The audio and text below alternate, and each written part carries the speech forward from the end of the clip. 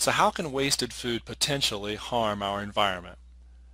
Rotting food in our landfills produces an invisible gas called methane. So now that we know a little bit about methane gas, how does it impact our environment? Invisible gases like methane and carbon dioxide are located in the Earth's atmosphere, and they're represented by this circle. They actually help regulate the Earth's temperature in the atmosphere, which helps maintain normal temperatures on the Earth, which is a good thing. So how do they do that? Well, it's pretty simple. Sun rays break through the Earth's atmosphere and bounce off the Earth's surface, where they travel back through the atmosphere out into space. But these invisible gases help trap some of those rays to help keep the temperatures of our Earth normal. Many scientists believe if we place too many of these gases into our environment, the invisible cloud of gases becomes thicker, as shown in this circle, and the increased thickness will cause too much heat from the sun rays to be trapped and cause the temperature we experience on Earth to rise to abnormal levels.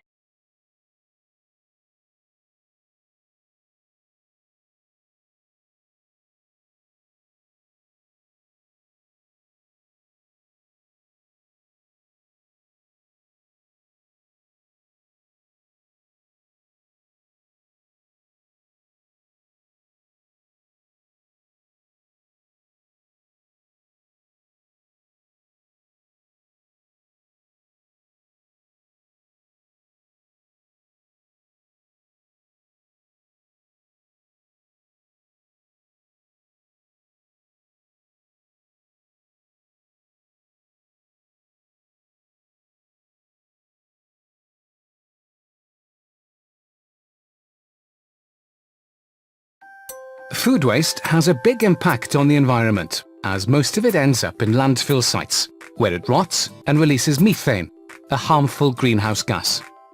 The best thing we can do with our food is enjoy it. But some waste, like banana skins, tea bags and plate scrapings, are inevitable. All councils in Wales now collect food waste for recycling. Have you ever wondered how it's recycled? Well, here's how. Your food waste goes into an enclosed tank where there's no oxygen. Microorganisms then go to work breaking it down.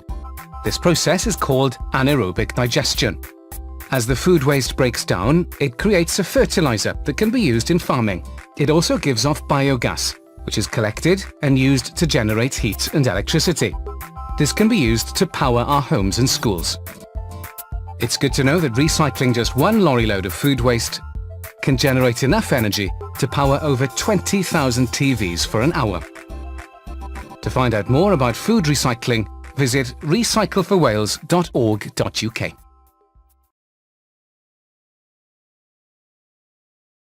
We are going to teach you how to compost at your school. What is compost? Compost is a pile of green organic matter like food, garden waste, or manure that has been mixed with brown organic matter such as leaves, straw, or wood chips. Over time, the compost pile decomposes or breaks down into soil. Billions of tiny creatures help with this breakdown, including worms and fungus, and bacteria. Compost is very rich in nutrients and can be used in gardens and fields to grow crops and to heal soil. A closed food cycle is created by keeping food scraps out of the landfill. Food is grown, eaten, and then the food scraps are composted back into the soil to grow more food.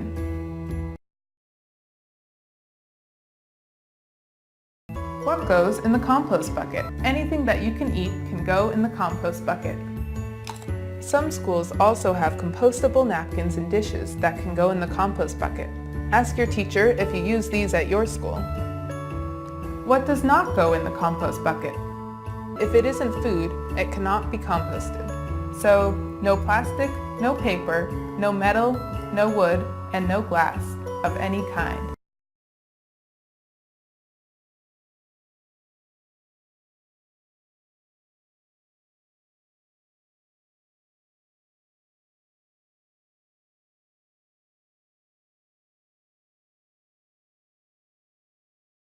Now, each of these cement biodigesters can take a barrel of restaurant waste, like these big blue barrels you see here, which we're getting now from Beef O'Brady's restaurant up the 41 highway here.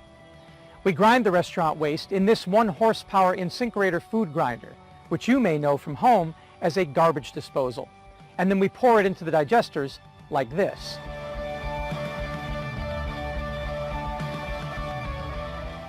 We get enough gas to run a generator, and we will use the liquid fertilizer to grow our vertical aeroponic tower gardens, these here and many more like them, without soil.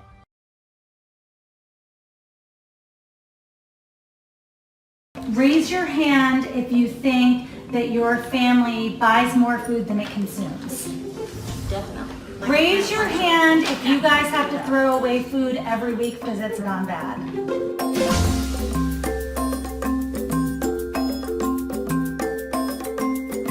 We want you to be food waste warriors and identify where food is being wasted.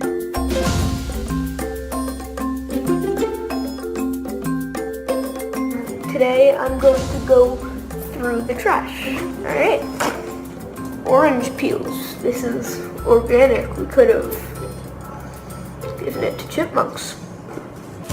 I just touched something wet. Empty cans of soy milk, and look at that. A whole bag of walnuts. So this is my grandma's fridge. As you can see, there are tons of leftovers. Look at these, like seriously. Here's the turkey. It's almost the full turkey because it's the show turkey. I'm going to fine-tooth these out. I was taking out the trash like you asked me to, and I noticed that there were all these scones in there. I was wondering if you went through the trash? Yeah. Scones were green, so I threw them away. So, Mother, I found these walnuts in the trash. I meant to empty them. I don't know why I threw them out. Wait, you meant to empty these all in the trash? And then recycle this. What I'm talking about is why you threw out the food specifically, not the container, the food. Because none of us eat walnuts. And I was worried about a walnut allergy. You were worried about walnut allergy? I think you could have repurposed them in a way. Oh, how? None of us like walnuts. You tell me. I don't like walnuts. But you know, you could have given to someone else. We haven't been home in a week, which means that all of the food is almost expired, so we have to somehow eat everything in this fridge before it expires. Today we're going to be making banana bread using almost expired yogurt and not the prettiest bunch of bananas. 40% of the food in America is wasted, and I don't want to contribute to that.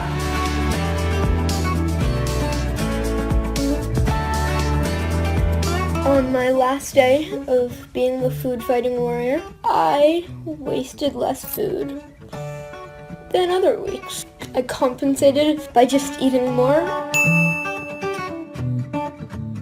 This week really helped me realize how much food my family actually wastes, and from now on I'm definitely going to be much more careful about what I put in the trash. Being cautious of how much food was wasted really helped me waste less food. Is that right?